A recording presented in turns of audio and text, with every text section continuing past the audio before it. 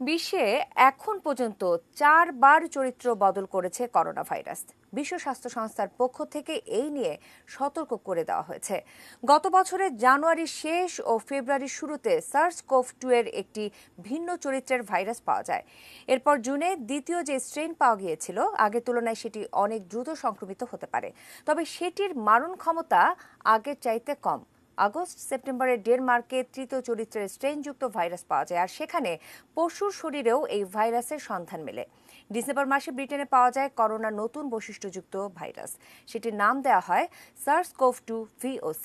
তবে ভাইরাসটির উৎপত্তির স্থল স্পষ্ট জানা যায়নি। এছাড়া ডিসেম্বর মাসের 18 তারিখে দক্ষিণ আফ্রিকায় SARS-CoV-2 এর নতুন চরিত্রের ভাইরাসের সন্ধান মেলে।